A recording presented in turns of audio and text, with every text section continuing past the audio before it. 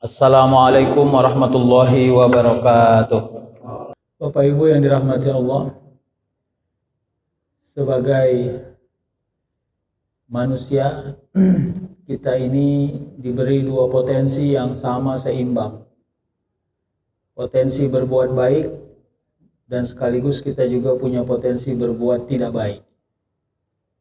Yang tidak baik ini terminologinya bisa soft dan hard.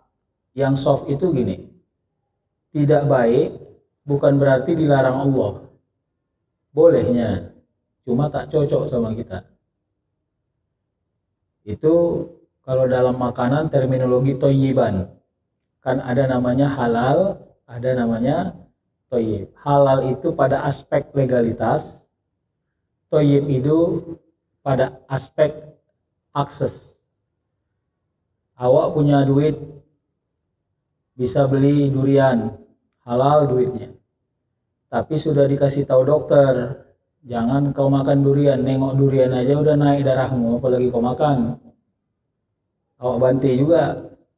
Karena menurut kita, kalau udah halal, thayyibnya itu kira-kira gitu. Jadi thayyib itu bicara akses sosial, akses sosiologik. Enggak semua hal yang halal secara legal, secara formal di kita punya akses yang baik kepada kita. Itu masih yang soft itu. Jadi yang tidak baik itu misalnya gini. Begadang.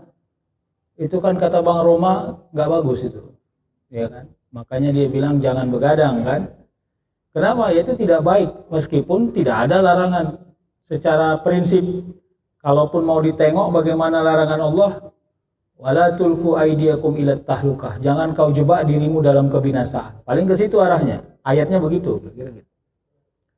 Nah, ada yang tidak baik itu adalah sesuatu yang hard, yang memang dilarang oleh Allah Subhanahu wa taala. Nah, ini juga menjadi energi besar bagi diri kita.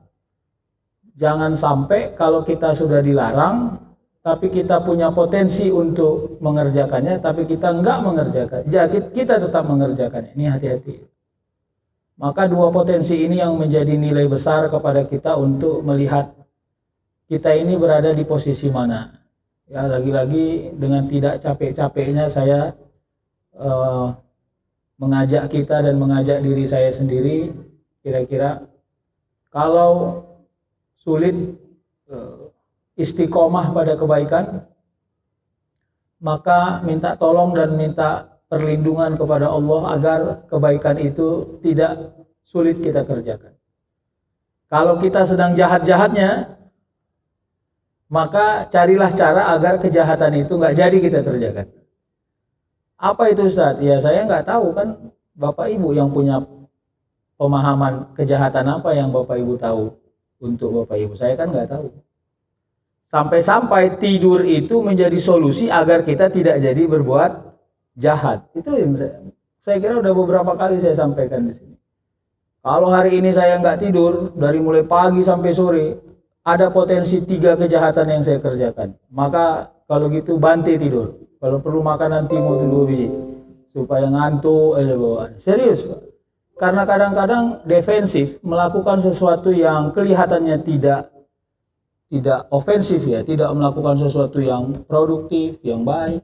Tapi itu justru melunturkan kejahatan kita. Itu mujahadahnya seorang mukmin yang sedang yangkus, imannya yang sedang rendah. Iman kita ini kan naik turun ya, yazidu wa yanqus, yazidu, naik turun, naik turun. Makanya kalau dalam terminologi Imam Ghazali, serendah-rendahnya iman ya tidak meninggalkan perintah Allah, itu serendah-rendahnya iman. Jadi kalau kita sedang tidak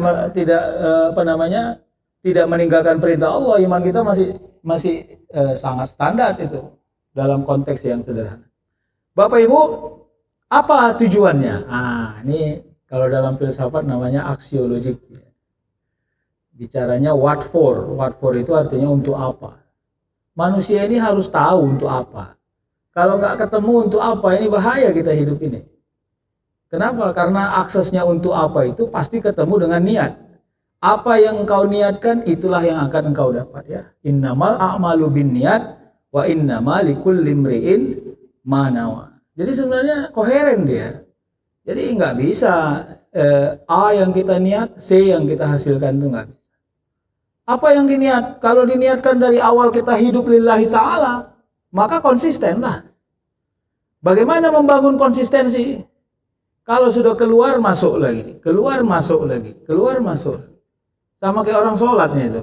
Dan ditanya, Ustadz, kayak mana lah sholat awak mau khusyuk? Begitu angkat takbir, tak apa-apa yang awak ingat di kepala awak. Kadang-kadang yang tak pernah terpikir pun terpikir. Begitu dia sholat, terbayang deh, ya Allah, rupanya hanger baju itu di bawah lemari rupanya, Masya Allah. Cari lagi peniti, lama-lama semua barang yang sama hilang, teringat di dalam kepala. Kenapa bisa begitu? Ya karena memang daya hayal kita itu tiba-tiba berfungsi kuat ketika kita mulai mengangkat takbir. Nah pertanyaannya, kalau seandainya kita sedang sholat, dalam terminologi lillahi ta'ala tadi, maka apa yang kita kuatkan? Kalau keluar masuk lagi, keluar masuk lagi. Kalau udah mulai teringat, apa tadi ya, hanger, balikkan lagi. Teringat peniti, balikkan lagi. Teringat ayam goreng, balikkan lagi. Memang itu aja kerja kita, dari mulai rakaat 1 sampai rakaat terakhir. Dan akhirkanlah rakaat itu dengan mengingat Allah. Begitu sampai ujungkan salam, at-tahiyatul mubarakatus salawatut thayyibatul lillah ila akhir. Ya, assalamualaikum warahmatullahi wabarakatuh. Setidaknya itulah selemah-lemah iman kita menjaga keistiqomahan atau kekhusyukan kita. Saya kira gitu. Ah, jelek sekali sholat yang seperti itu, Ustaz. Nggak apa-apa, daripada nggak sholat, dapatin kali itu. Nah, jadi ada orang modelnya, saya Ustaz belum pandai, saya khusyuk sholat. Itulah alasan kenapa saya nggak sholat. Wah, ini bahaya. Ustaz, saya mau sedekah 100.000 Ustaz. Insya Allah, kalau saya udah punya uang 500.000, saya sedekah 100.000. Tapi itulah masalahnya Ustaz, 2 bulan ini uang saya nggak sampai 500. Kemarin 480, 497.000. Nggak dapet Ustaz. Nah, itu memang Anda niatnya terlalu tinggi. Ya, kalau nggak bisa main yang tinggi, main yang pendek aja dulu, nggak ada masalah itu. Nah, ini nanti menjadi kekuatan kita. Karena nanti simbolnya individualistik, ini serius. Aksesnya kolektif, simbol tanggung jawabnya individu. Ini unik juga ini. Saya tidak akan bisa melakukan satu kebaikan tanpa akses publik. Saya bersedekah, saya berbuat baik, saya dimaafkan, saya memaafkan, saya memudahkan, saya memanfaatkan. Tapi begitu untuk mempertanggungjawabkan amal saya ini, individualistik. Oh ini gitu kan? Kira-kira gini. Apa buktinya kau jadi orang baik? Saya bersedekah sama siapa? Sama si Anu. Tanya dulu si Anu, betul nggak? Nggak ada itu. Karena nilainya udah jelas. Anda sedekahnya gimana dan seterusnya. Sampai sedekah rahasia.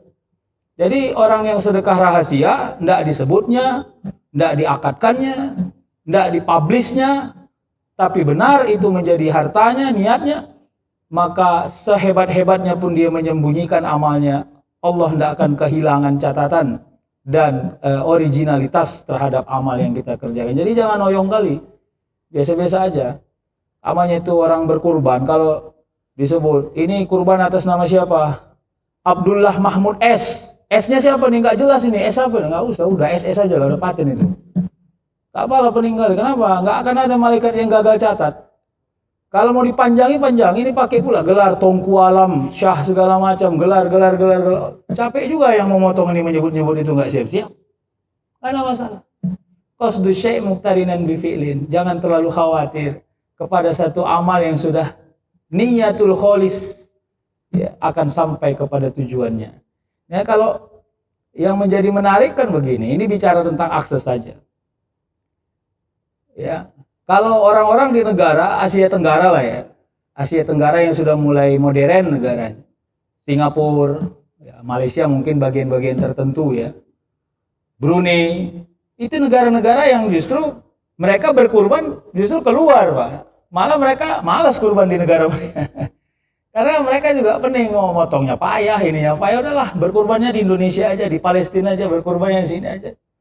Kadang-kadang namanya juga Abdullah saja itu. Nanti nggak sampai loh Ustaz, rugi kali aku Ustaz. Jangan bilang rugi kalau beramal. Nanti payah, Allah pun rugi juga yang ngasih kalian banyak rezeki. Kira-kira begitu terminologinya Pak. Kalau mau khawatir kita rugi-rugian terhadap amal, nggak ada. Bismillahi tawakkaltu ala Allah. La haula wa la quwata illa billah. Makanya nanti kenapa disebut Al-Quran itu simbol besarnya ada dalam suratul Fatihah, dalam beberapa kitab. Nanti dalam suratul Fatihah disebut di dalam Bismillahirrahmanirrahim. Walaupun itu bicara kajian hakikat. Karena falsafah Al-Fatihah itu adalah falsafah ketauhidan dari mulai manusia mengakui, mengagumi, memuji, bergantung, meminta, dan khawatir kepada sesuatu yang Allah marahkan dalam hidup kita. Maka ghairul maghdubi alaihim waladdallin. Sempurna itu ayat. Makanya Al-Fatihah itu menjadi rukun di dalam salat. Karena itu terminologi hidup. Bismillah. Kalau menyebut bismillah. Nama Allah itu apa yang paling menarik? Nama Allah yang paling menarik itu adalah Allah yang maha menciptakan, yang maha tinggi, yang maha kuasa, yang tidak bisa dilampaui kekuasaannya oleh siapapun makhluk di muka bumi. Makanya bismillah. Tapi setinggi-tingginya kekuasaan Allah, Allah mengatakan dirinya Ar-Rahman, Ar-Rahim. Itu menarik. Ya, padahal kan orang yang makhluk atau Allah yang tinggi atau makhluk yang merasa tinggi, harusnya dia akan punya kesombongan. Tapi Allah bilang dia itu maha pengasih, lagi maha pengasih. Itu dalam terminologi kehidupan yang antara Allah dengan manusia, penyayang itu antara manusia dengan manusia yang sudah diridhoi oleh Allah Subhanahu wa taala. Walaupun banyak ulama yang melihat mendapati firqah-firqahnya. Jadi pengasih penyayang tuh gini, kalau dalam terminologi kehidupan gini, Pak. Karena nggak punya lagi duit beli peci baru, Allah buat matanya tetap merasa cantik pecinya yang udah buruk itu. Paham nggak itu? Ibu-ibu punya duit banyak beli telekung baru, telekung jelek itu juga ibu pakai. Kenapa bisa begitu? Ya. Bantal guling di rumah bisa beli yang baru, tetapi yang sudah banyak pulaunya itu juga yang dipakai. Ya kalau saya katakan itu dalam terminologi Ar-Rahman, Ar-Rahim. Manusia ini dideteksi Allah bukan tentang kemampuannya, tapi tentang kenikmatan yang diberikan Allah di tempat-tempat yang kelihatan tidak eksklusif. Justru sangat inklusif. Ya, pernah nggak ketemu sama bapak-bapak? Ya, udah koyaknya singletnya itu masih dipakainya, ya, sampai marah membininya sama dia. Bang, dibilang orang lah aku nanti nggak bisa belikan kau singlet, bang. Enak ini lu dek singlet, nggak ngerti aku tanya mana enaknya nih. Gitu. Hati-hati, Pak. Jadi kalau saya dalam terminologi kehidupan, kalau Allah sudah mulai mahalkan hidup kita ini crowded hidupnya, Pak. Crowded. Kenapa? Karena semuanya harus mahal. Dan kita tidak selalu punya akses kepada hal yang mahal. Jadi memang harus ekstrim mendefinisikan ulang hidup kita. Kalau menurut saya begitu, harus ekstrim mendefinisikan ulang hidup kita. Apa definisi hidup kita? Khairun nas anfa'uhum linnas. Berani nggak begitu? Ya Allah, konsentrasi saya sekarang adalah kemampuan membangun manfaat. Akses manfaat itu apa? Kepada orang yang bukan diri saya. Siapa itu? Ya udah, anak saya, istri saya, suami saya, tetangga saya, jiran saya, saudara saya. Bagaimana membangunnya? Yaitu kalau nggak bisa berbuat baik, setidaknya nggak berbuat jahat. Selesai. Kalau akses dominannya hanya untuk kita, berarti kita ini pelit. Dan kita ini terlalu rakus. Apa simbol kerakusan? Simbol kerakusan dalam Al-Quran Allah sebut naqsim minal amwal. Walanabluwannakum bisyai'in minal khawfi wal ju' wa naqsim minal amwal. Selalu saja merasa kurang terhadap harta yang Allah beri. Nakos. Kenapa? Karena kita anggap simbol materialistik hidup kita ini adalah simbol-simbol yang sangat eksklusif. Ustadz, Anda jangan ngomong begitu. Nanti gara-gara Anda ngomong gitu, ada orang merasa bersalah. Dia punya olahraga yang eksklusif. Gara-gara Anda ngomong jadi dia nggak mau. Nggak apa-apa, olahraga lah eksklusif. Mana masalah? Mau olahraga golf, mau olahraga main kapal terbang, mau olahraga main mobil balap, silahkan, nggak ada masalah. Yang masalah itu, untuk kau beli mobil balap olahragamu, kau nyicil 80 kali. Nah, itu ya masalah. Kalau cuma patok lelenya mampunya main olahraga, patok lele aja lah. Tapi kalau hartamu banyak untuk bisa main golf, silakan. Yang menjadi masalah kan begini, akses yang kita bangun, akses eksklusif. Seolah-olah kalau olahraga kita nggak yang eksklusif, kita terdelete dari perjalanan hidup ini. Itu yang nggak boleh. Ya. Nah sekarang pertanyaannya sederhana. Kalau olahraga Anda sudah eksklusif, sedekah Anda eksklusif nggak? Begitulah supaya ekstrim. Jangan ecek-ecek. Ini enggak. Untuk akses amal ecek-ecek. Untuk akses pribadi serius sekali. Ya. Kan udah bolak-balik saya sampaikan di sini. Ada orang bilang, saya punya harta 1 triliun.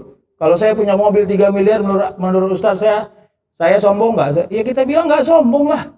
Masa harta 1 triliun, mobilnya 3 miliar, mobilnya itu 5 miliar minimal, baru itu paten. Tapi kalau Anda punya 1 triliun, mobil 3 miliar, sedekah gocengan, itu masalah.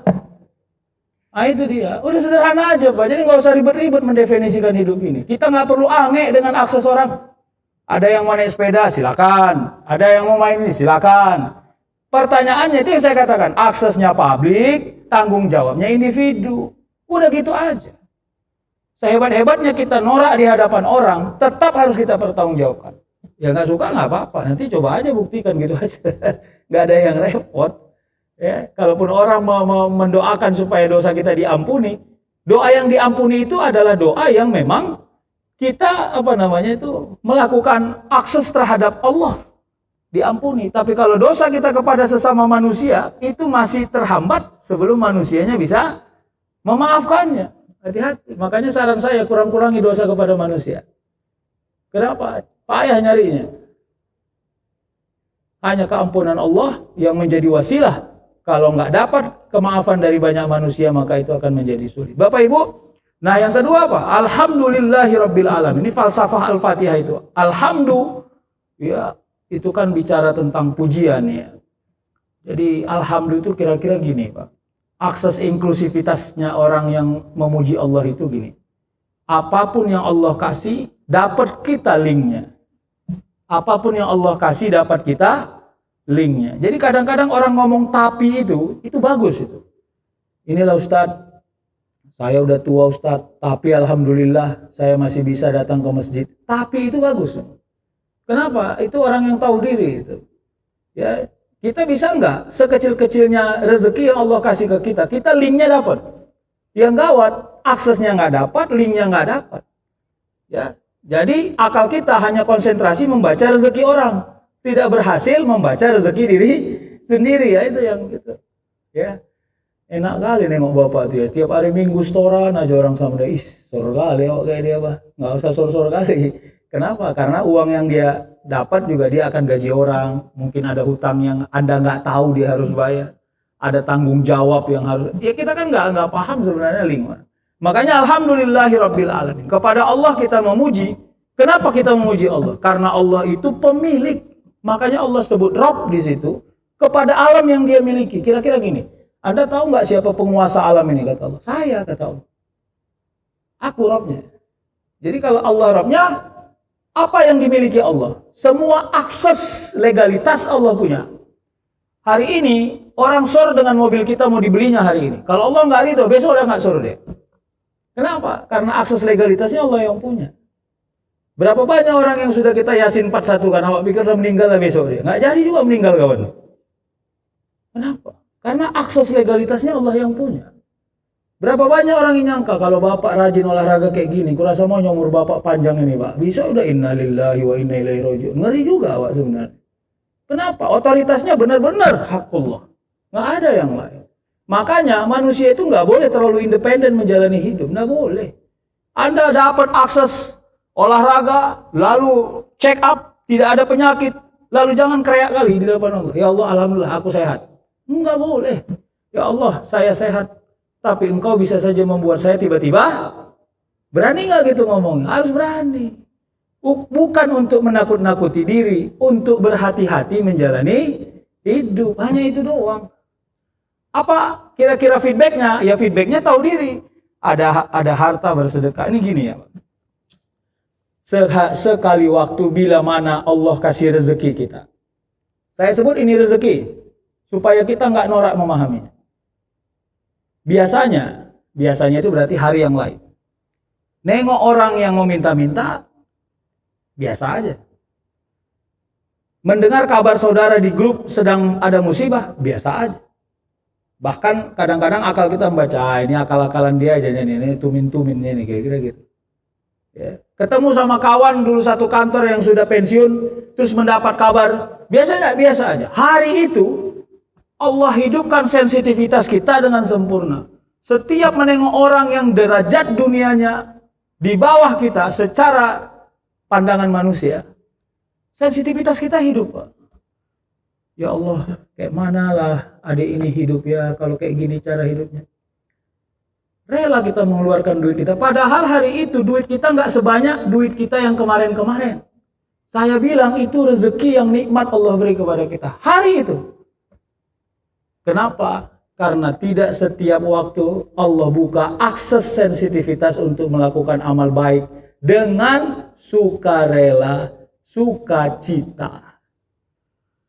Berani nggak begitu cara menyimpulkan? Makanya alhamdulillahi rabbil alamin. Rabbil alamin itu bicara tentang approve-nya Allah kepada semua kualitas amal. Kalau Allah sudah meng-approve semua perjalanan hidup kita ini jadi amal, menarik, Pak. Alhamdulillah sekali itu. Ya. Biasanya mulut awak ini mulut-mulut cadas. Kalau ketemu orang nggak sholat, awak caci dulu. Orang pun malas jumpai awak. Tapi hari ini Allah buat soft di sana. Udah sholat kok dek? Belum sholat lah nak, sholat. Asik orang berkira. Wah itu nggak setiap waktu Allah kasih rezeki kita di ruang yang seperti itu, Pak. Jadi kalau sudah berhasil menggeser paradigma amal sebagai tujuan, bukan amal sebagai jalan, sebenarnya hidup ini sudah nikmat.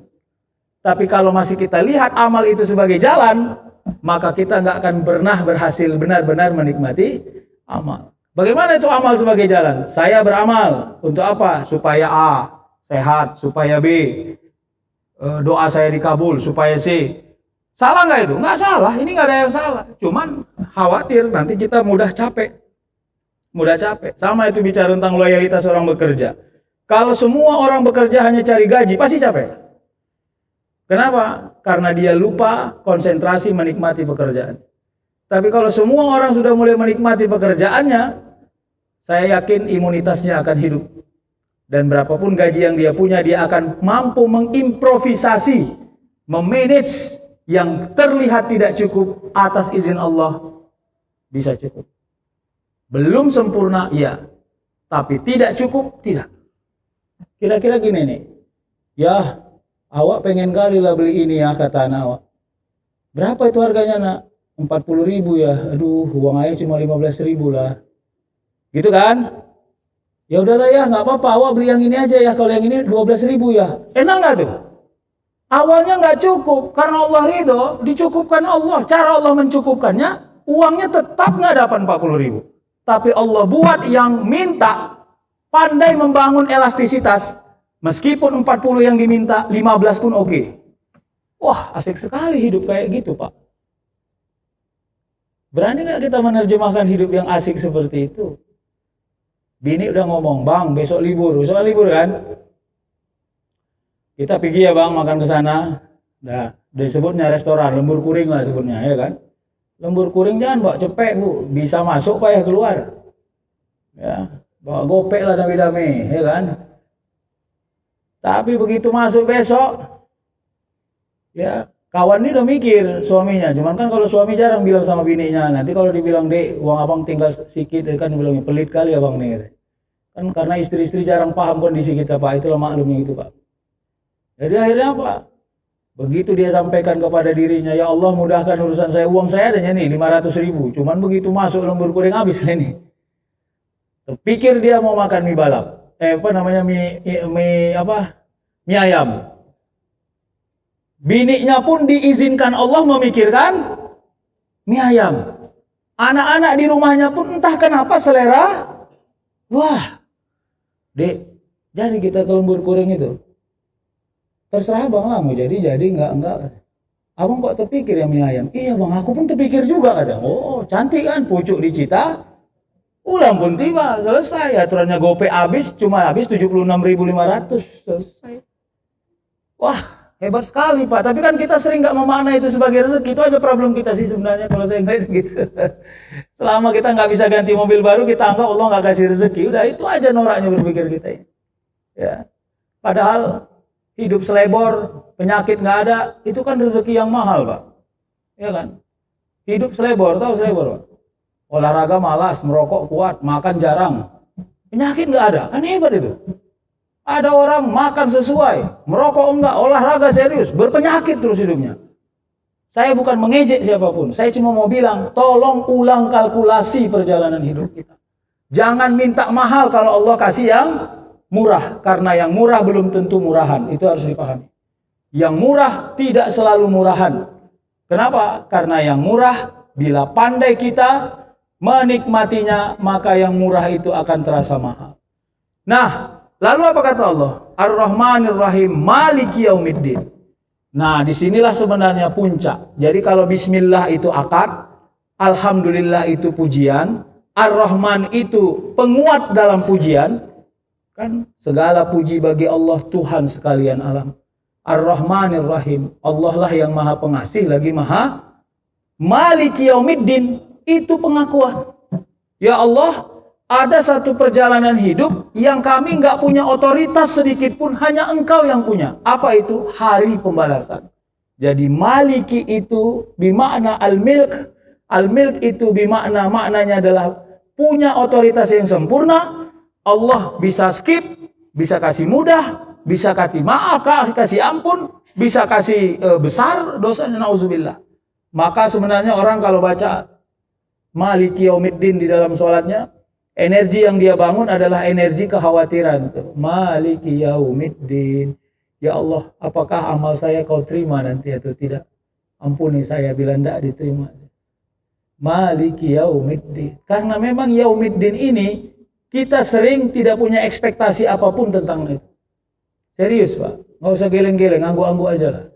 Kenapa? Karena Yaumiddin itu nggak pernah ada warna yang jelas. Bagaimana sulitnya, bagaimana rumitnya. Ya, itu kan model orang Medan itu.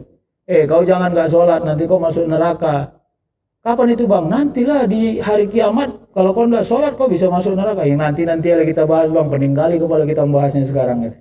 Tak model-model gitu hidup kita. Makanya Maliki Yaumiddin itu nggak pernah punya ekspektasi apapun kita kepada ayat itu.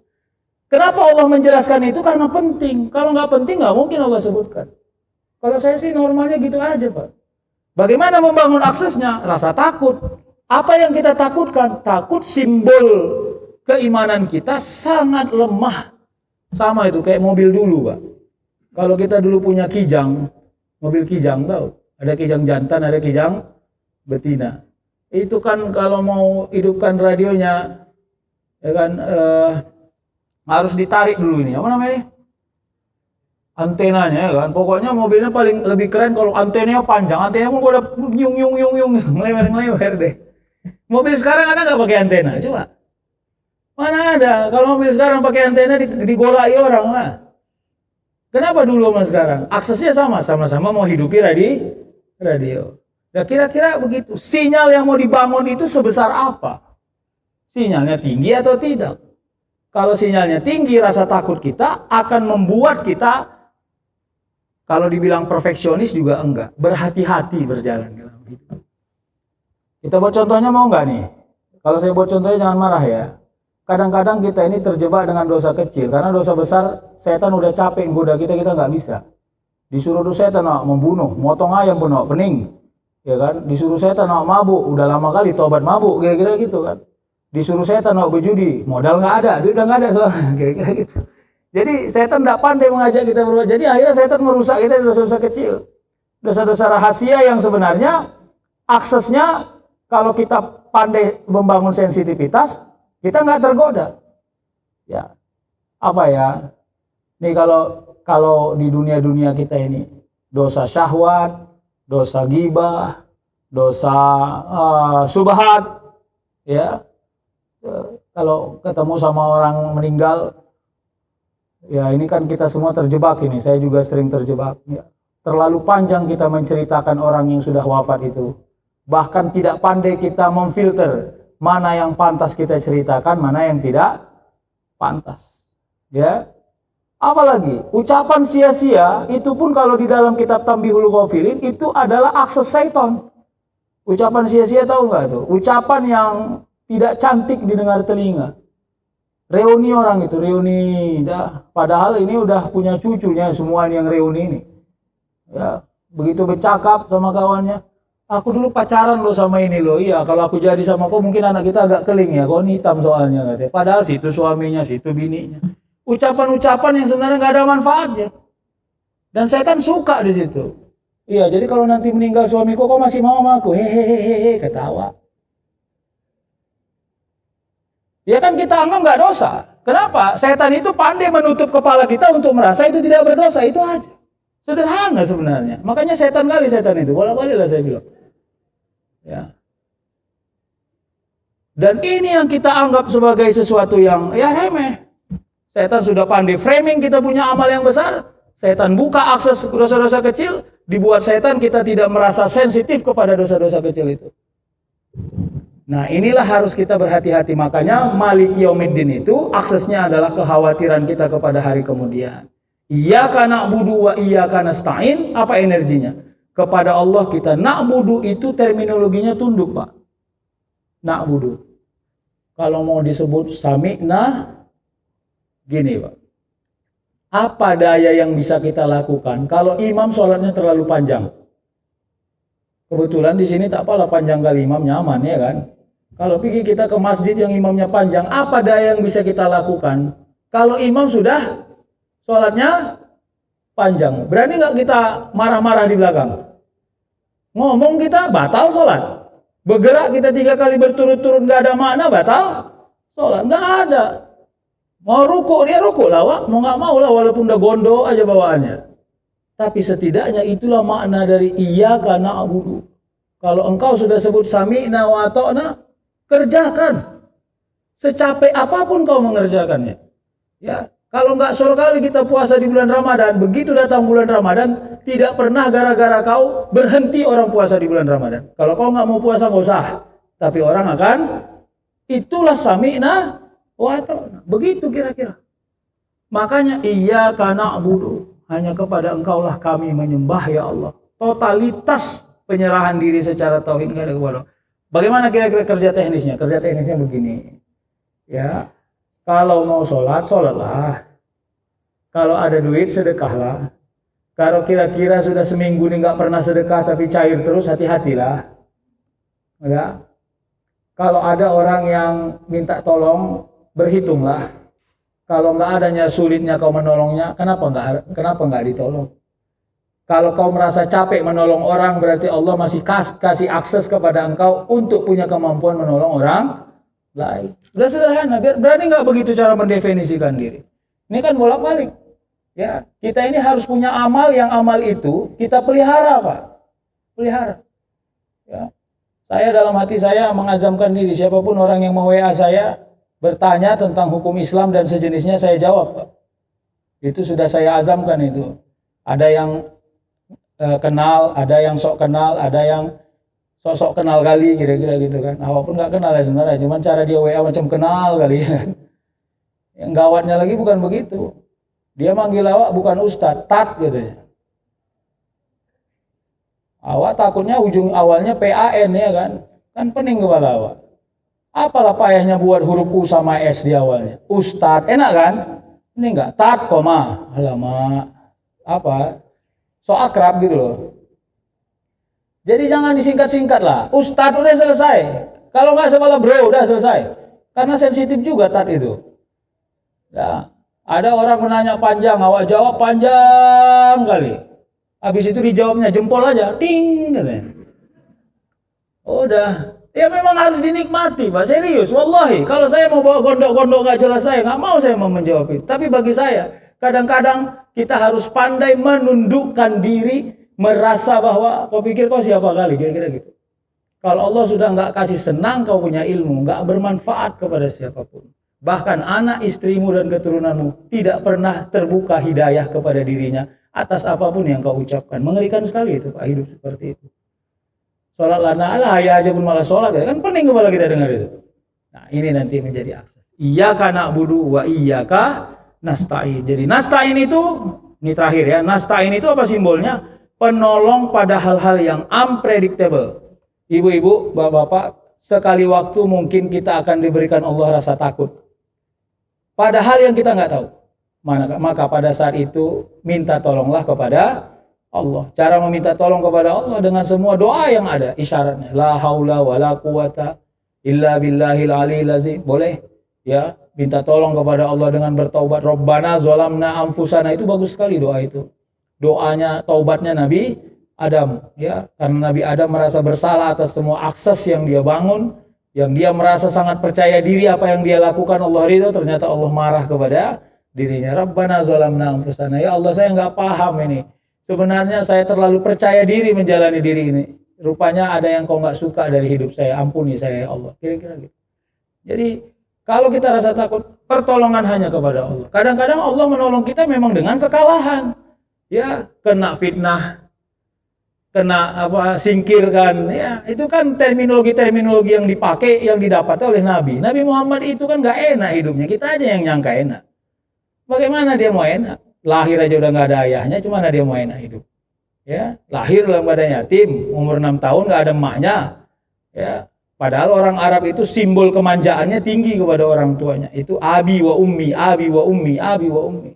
Bagaimana dia melewati hidup di masa mudanya kalau akses psikologinya nggak pernah sempurna? Bisa nggak kita pahami itu? Tapi kenapa ya bisa dia struggle bertahan? Ya karena Allah menolongnya. Kenapa? Iyyaka nasta'in. Jadi Allah udah kasih backup. Berapa banyak orang yang dari kampung datang ke Medan ini nggak tahu jadi entah apa Medan ini. Tapi dalam hatinya udah terserah oleh Allah, mati-matilah situ dah, aku bantai aja nih, apa yang bisa aku kerjakan. Bismillah, tawakkaltu Allah. Sekarang udah banyak dia, ini di Masjid Muhajirin ini banyak. Padahal dari kampung dia misalnya. Ya bisa aja. Kenapa? Iyyaka nasta'in. Kalau kita percaya kepada Allah. Ihdinas siratal mustaqim siratal ladzina an'amta 'alaihim ghairil maghdubi 'alaihim waladdallin. Bapak Ibu, nanti kita sambung lagi. Saya cuma mau ajak kita membangun falsafah hidup kita ini. Jangan berhenti merasa takut kepada Allah. Tapi bukan karena Allah menakutkan. Karena kita khawatir amal yang tidak sempurna. Jangan pernah berhenti membangun akses kebaikan. Meskipun kebaikan itu dirasa remeh oleh orang-orang yang banyak. Jadi jangan sepele, Pak. Kalau Bapak Ibu pengajian Ahad subuh, ada yang cuci piring, ada yang nyebari lontong, ada yang masak ini, ada yang nyemak-nyemak aja kerjanya. Semuanya, ya, saya bukan bilang wak geng ya, bukan. Ya, itu semua itu kita punya akses. Dan kebaikan kita ada di situ. Dan semuanya saling membangun manfaat. Kira-kira begitu. Jangan pernah remeh kepada peran siapapun dalam hidup kita ini. Karena semua akan saling menyempurnakan. Baik Bapak Ibu, saya kira itu saja. Semoga Allah memudahkan urusan kita. Ya, satu kesimpulan yang harus kita pakai di kepala kita. Kalau payah menghitung rezeki yang tersurat, belajarlah menghitung yang tersirat. Kalau payah melihat rezeki yang didapat, maka belajarlah menghitung rezeki, karena beban Allah nggak beri besar dalam diri kita. Berani nggak se-ekstrim itu kita mendefinisikan hidup? Kalau berani, insya Allah tidak ada manusia yang gagal bersyukur kepada Allah Subhanahu Wa Taala. Saya pun sulitnya mengamalkan itu, cuma saya bilang-bilang aja. Semoga kita bisa mengamalkannya dengan sempurna. Fa'tabiru ya ulil albab. Saya mohon izin, tidak ada tanya jawab hari ini. Semoga Allah meridhoi kita. Insya Allah besok saya dan Prof. Akmal akan berangkat ya dalam waktu yang panjang. Mohon doa supaya kami sehat dan pulang kembali ke Indonesia dalam keadaan yang baik. Ya fa'tabiru ya ulil albab. Nauzubillahi minasyaitonir rajim. Bismillahirrahmanirrahim. Alhamdulillahirabbil alamin. Wassalatu wassalamu ala asyrafil anbiya'i wal mursalin wa ala alihi wa sahbihi ajma'in. Rabbana zalamna anfusana wa illam taghfir lana wa tarhamna lanakunanna minal khasirin. Allahumma la sahla illa ma ja'altahu sahla wa anta taj'alul hazna idza syi'ta sahla. Sahhil lana ya Allah, sahhil lana ya Rahman. Umurana fid din wad dunya wal akhirah ya mujibas sa'ilin. Rabbana la tuzigh qulubana ba'da iz hadaitana wa hab lana min ladunka rahmah innaka antal wahhab. Rabbana atina fid dunya hasanah wa fil akhirati hasanatan wa qina azaban nar. Subhana rabbika rabbil izzati amma yasifun wa salamun alal mursalin walhamdulillahi rabbil alamin. Taqabbalallahu minkum.